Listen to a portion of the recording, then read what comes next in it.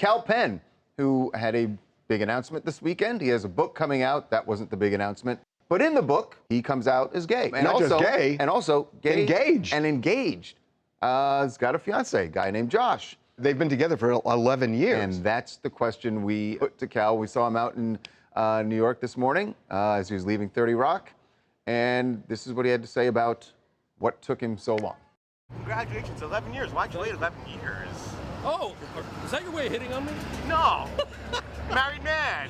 No, And you're gonna be married. I'm engaged. You're too. engaged. I'm You're I'm saying. engaged. No, look, I'm excited. It took a while to write this book. It took a while to sort of get thoughts in the right way. So finally, I just thought, I want to write a book for the 20-year-old version of me. I want to write a book for the person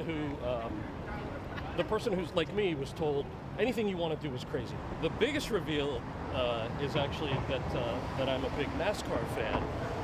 Which is the story I share in the book, is how Josh and I met in D.C. Yeah. He comes over with an 18-pack of Coors Light and turns on a NASCAR race, and I thought it was a joke, and I was like, oh, this isn't going to work out. And then, here we are 11 years later. NASCAR wasn't the issue, it was Coors Light. I mean, that's where you really should. I think this is Kal. so interesting. It's so interesting because I've never heard of somebody coming out in a book. You always hear it in a statement, on Instagram, on something like that.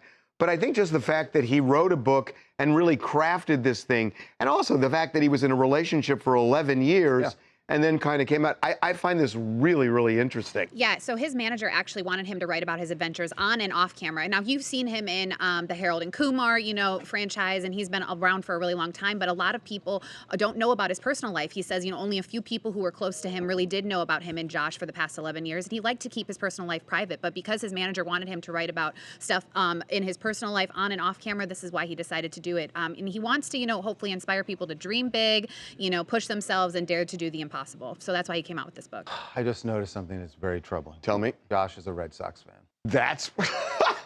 Kal, you gotta, there's so many things you just gotta raise your standards. That's your problem here? This is my personal issue. Why would that be a problem? My personal issue. Why would that be a problem? Because.